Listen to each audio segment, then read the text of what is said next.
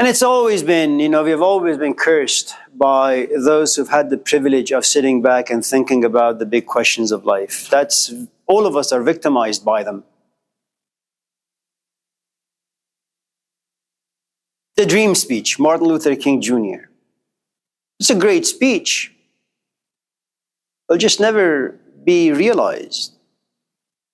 Marx, great speech. They go around, giving pamphlets to people, promises and hopes. It'll never be realized. And it's not because the ideas are bad, it's because human beings have difficult time bringing those ideas down here and applying them. It won't work. Sometimes compassion comes with slapping your kid. Sometimes it comes by giving him a candy.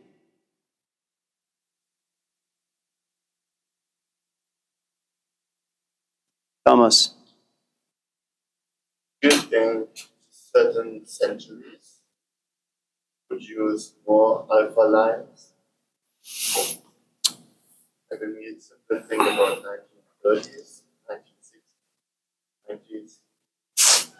It's a great question. I don't really know if there are a couple of things.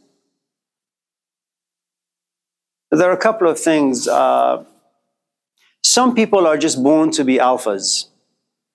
If you enjoy astrology, for example, Leos are usually alphas. They like to take the center stage and shine and devour everything around them. They're like Søren Kierkegaard.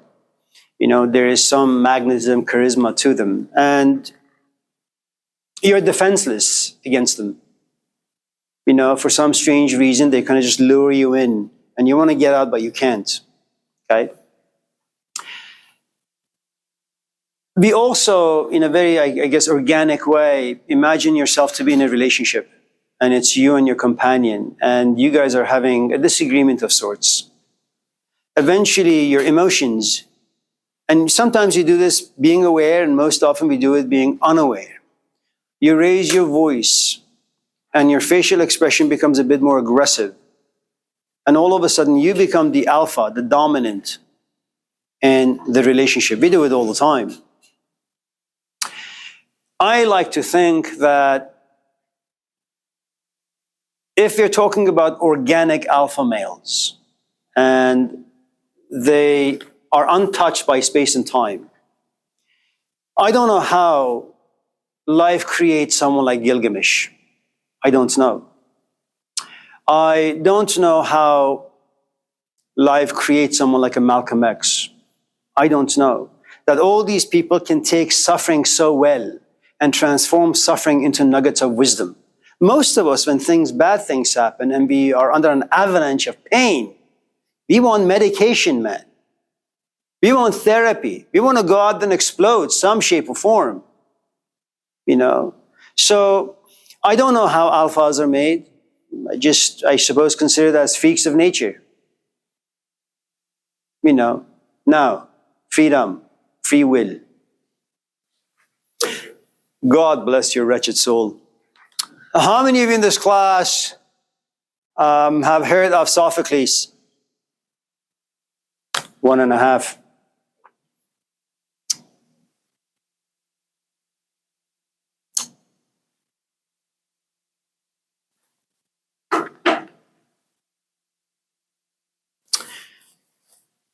Most of us, if there are gods up there, I guess most of us are just chosen to be ordinary. And we are very unfortunate to live in times where everyone is encouraged to be extraordinary. Because now that you have no choice but to carry this burden, that you have to become something that you're not made.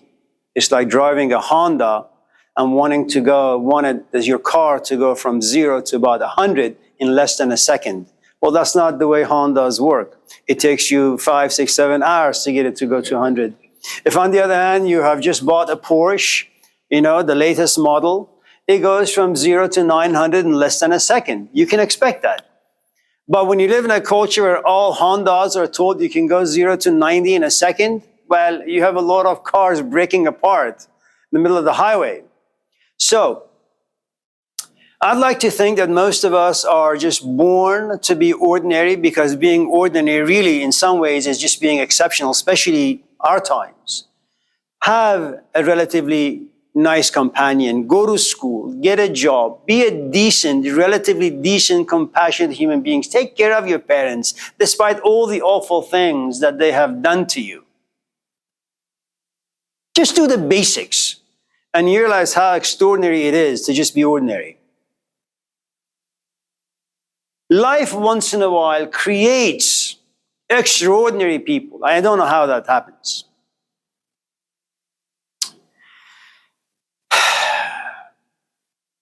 So Sophocles wrote a play long time ago. It's about Oedipus. You guys know who he is, right? So, such a great time to live, where you're born and you just know that your fate is simply to get married and have kids and just die. That's all you got to do. Friends. Yeah.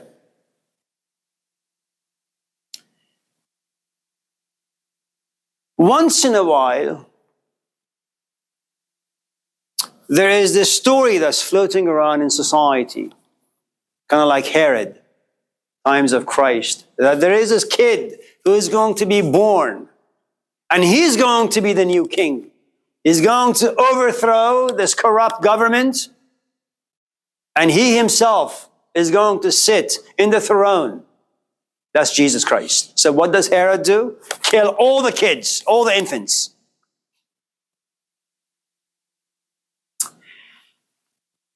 So you have Leas and Jocasta, these two parents.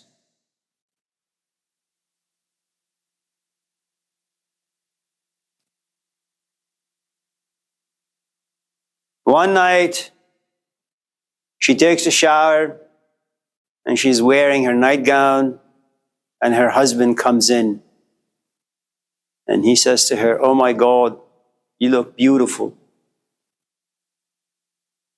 May we lay together?" And of course the wife says, "Yes, my king." And after 5, 6, 7 hours of sex, she looks at her man and says, "I'm pregnant." That's how things used to work. And as they're overjoyed with this news, all of a sudden they hear the story that your child is going to kill his father and sleep with his mother.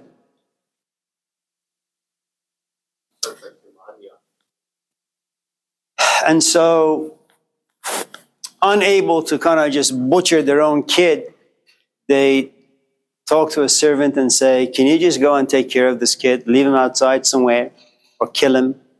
And the shepherd takes him out, but unable to kill the child. The child is adopted at the age of 2 days old.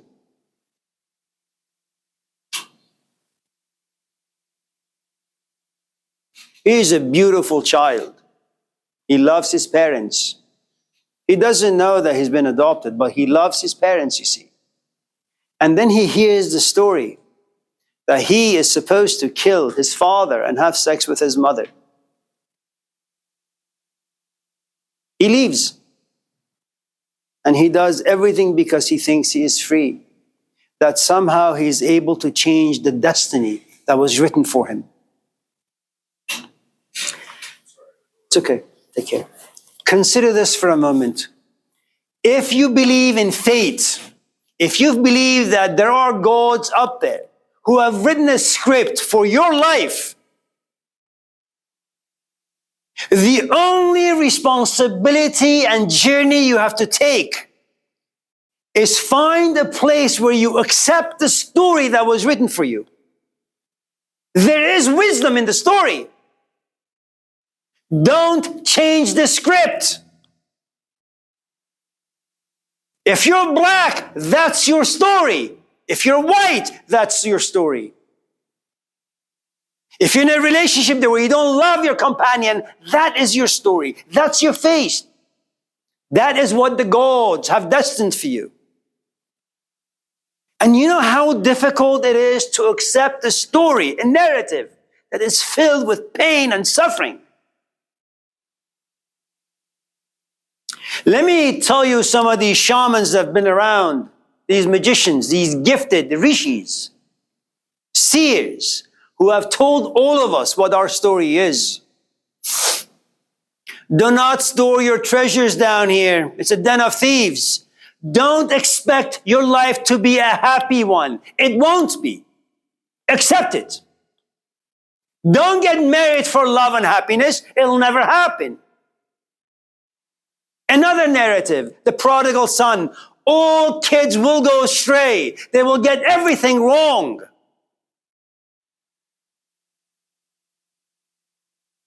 Another narrative from the Buddha. All of life is suffering. And we suffer for one reason. We are the sort of animals that form relationships, emotional relationships. And in all relationships, you expect. And all expectations will end in disappointment. Accept it. Pain is the foundation of life, period.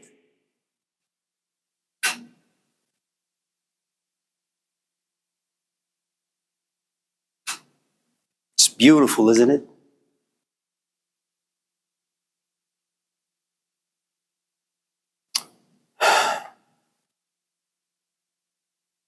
You ever hear that song by Tom Lerner? He wrote a cute little song about sex. It's like, I thought it was funny. Yeah, I don't listen to American music or Western music because I don't speak English. No, I just don't listen to it, unfortunately. Unless the singer is cute, then I don't really listen to the music. I just look at. I mean, it is before any of our time. After the 60s or early 60s. I'm not that old. You should talk to Ray about that. Now, do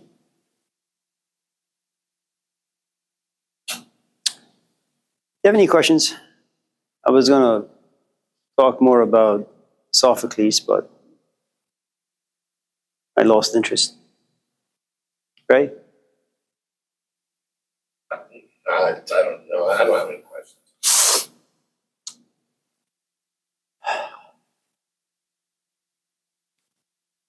Dreams?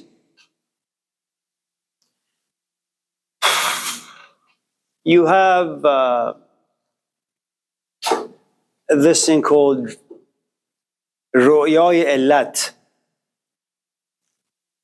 Illat means caused. And caused have to do, for the most part, with your waking hours.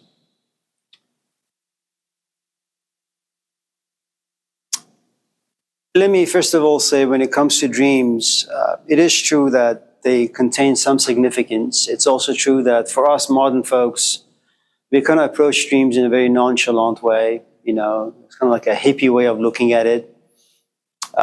For the Greeks, for the Middle Easterners, the Indians, dreams are messages from the gods. If you've seen the movie The Matrix.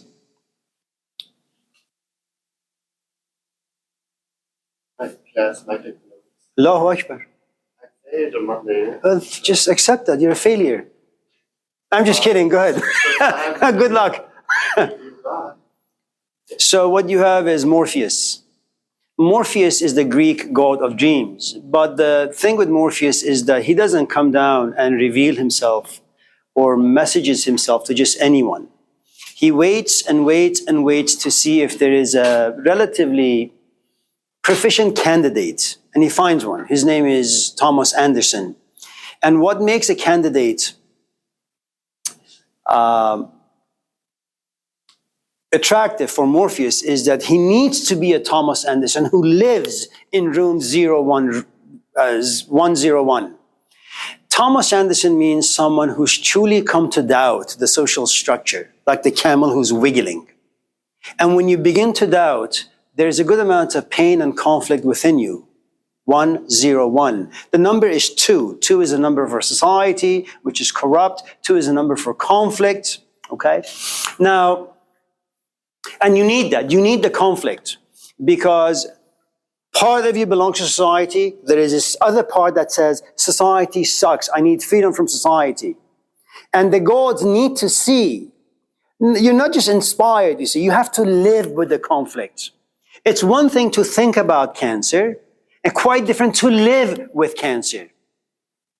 You know, it's like you can think about cancer. Let's just say I have cancer, but you don't. I can talk about cancer and you can laugh. We can both laugh.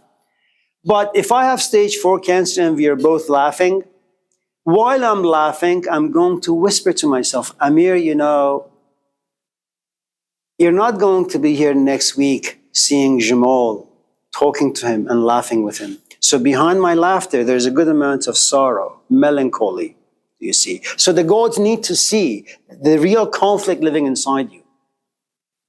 So,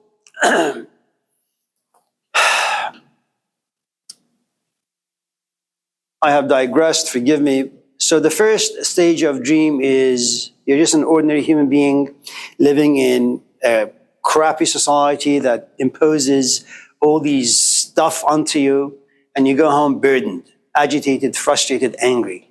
Well, imagine that your emotions are very much like your bladder. You have 10 slices of pizza, you gotta poop them out, man, somehow.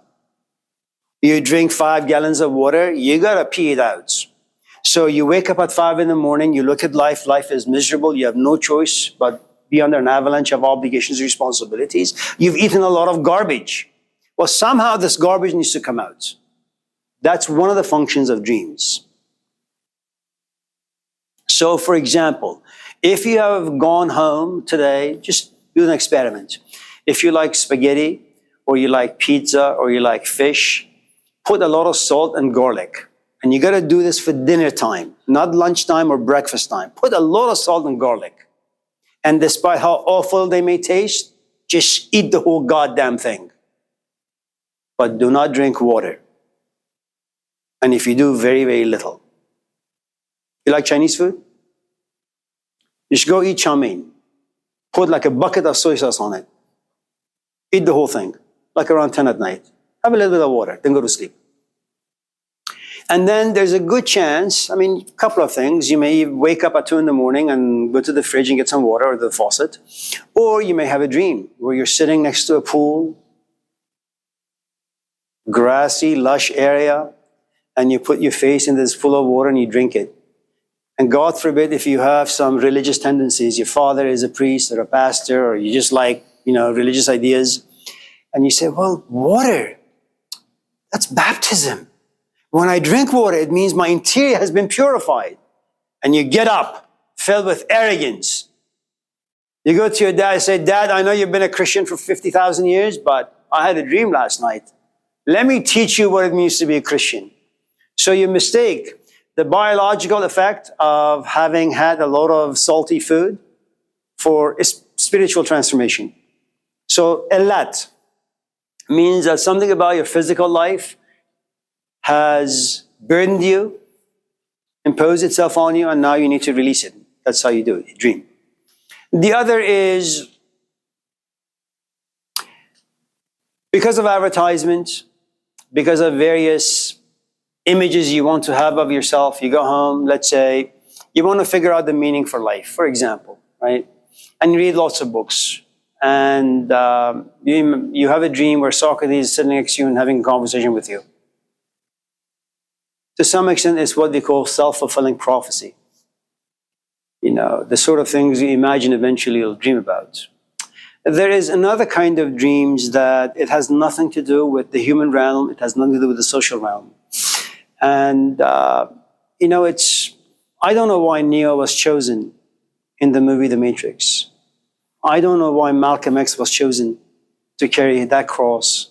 I don't know why Jesus Christ and Muhammad are chosen. And the point I'm trying to make that there are this special category of dreams. You happen to be very, very ordinary. There is nothing significant about you. You haven't really done anything interesting. You're just casual chump going from point A to point B. All of a sudden, you have a set of dreams. One of the interesting accounts, and this is not so much about dreams as it is about writing and automatic writing. For those of you in this class who are, again, interested in reading books, there are a couple of books. One is called A Course in Miracles. It took place, I don't know, in the 1960s or 70s. It's a difficult read, but it was about, this psychology instructor at some university just sitting and writing, and all of a sudden, all the stuff oozes out of her or him. You also have this other book called Conversation with God, that some guy who's addicted to drugs, to alcohol, gambling, has been into like 50 different relationships, strange children he's got. And all of a sudden he begins to have all these fantastic dreams and images, and ultimately they come in the form of writing. And the point I'm trying to make, there are these categories of dreams where, in as much as you're profoundly ordinary, something happens to you where you become extraordinary. And we don't know how, at least I don't know how it happens, why those people are chosen.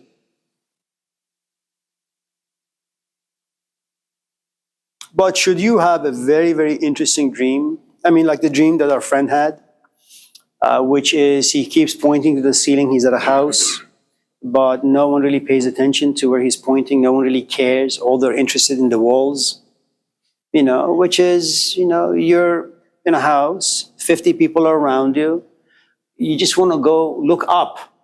You don't want to look at the walls, they're just very ordinary, they're about just physical life.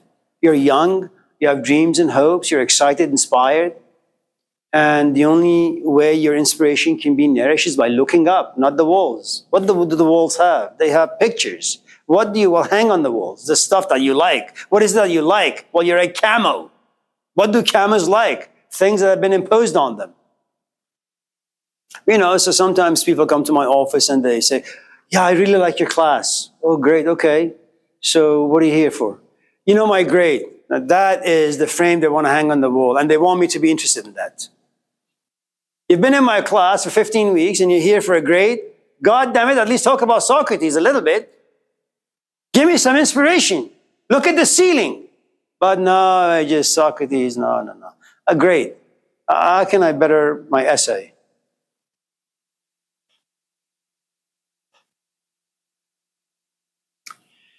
Before we leave, let me just quickly wrestle with empathy and sympathy and all that.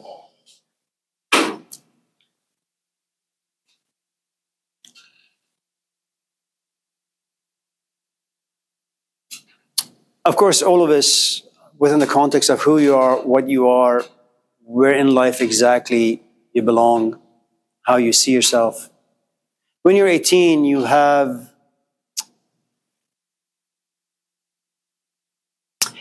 a very unstable image of yourself. You're very fluid, gender fluid, sexually fluid, whatever fluid it means. It can go anywhere.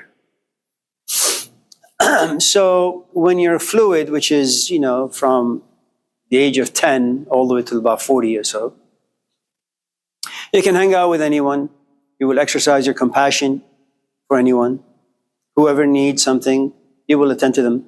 Empathy, sympathy. God forbid if you've read books, if you happen to be religious or spiritual, now you want to give anything to anyone who asks. You get a little older, a little wiser. You realize that your tank is not as full as it used to be. Now you get to a place of discernment. You say, yes, I like people. Yes, about 90% of people can't be helped. I'll give them what I can. And then one day as you go to Costco, you see someone coming to you. And by the time you're 40, 50, you're like a professional in the realm of compassion, empathy, and sympathy. And by professional, you look at a building and you say, yeah, that takes too much work. I can do it, but it's going to cost you like $50 million. When you're a novice, you look at the same building and you say, I'll do it for $50. And because you've signed the contract, you can't go back. And you realize, well, you're not really getting paid at all. You're forking out of your own pocket. Compassion, empathy, sympathy, they're all good. But I think what happens to us biologically, psychologically, is that as you age and as you become more seasoned, you begin to become more discernful. In other words, you pick and choose to whom you want to give and what you want to give and how much you want to give. But it takes some practice, especially if you've been in the business of just giving constantly. Because when you reject someone who comes to you, you're going to be showered with guilt. That's not really who I am. I usually like to help people. Now someone comes to me begging for food and I give them this. Well, that's not me. And the truth is, that's exactly who you are. You're at a place where you just don't want to give yourself freely. Because you don't just sleep with people physically. You also sleep with them emotionally, intellectually. You want to have a conversation that has depth and substance? Find someone who is your own equal. If not, at least find someone who has a bucket that's ready to receive you. It's the right bucket. So just in case you have entered the stage where you find yourself to be mean, uncaring, it's a great place to be for you. Not for others, for you. You just don't want to go out and just have a casual conversation. After 9 hours of labor, where society has sucked your soul out of you, you want to go somewhere and have a conversation that brings your soul back into your body. Don't be a camel, just carrying other people's garbage. So, yeah, be mean in an educated way.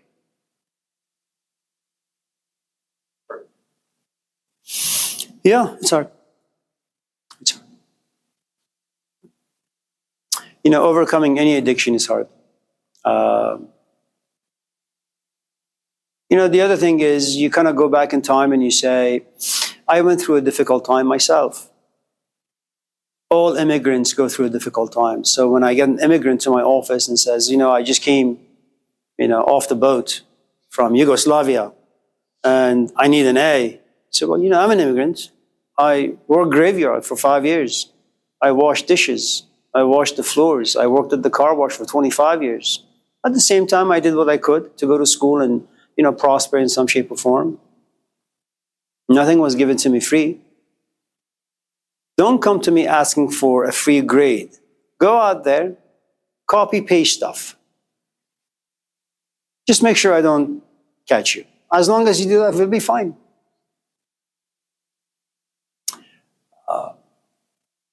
But you must also kind of, if you have, as you go home, you run into one homeless person, I think it's good to be compassionate. But when you go home and you run into 50 of them, the very sight of seeing 50 people in despair, it makes you callous. There's only so much you can give. There's only so much you can do. And something about your organism just says, you need to toughen up. Next time you see a mother with 5 kids, look the other way, just don't care. Society does that to you. It's not because you want to, it just happens. I think at the end of the day, you need to take care of yourself because nobody is going to care. And the only people who are going to care are your closest people to you, which is your family, if you have one. Strangers come and go, friends come and go. Blood stays. Right?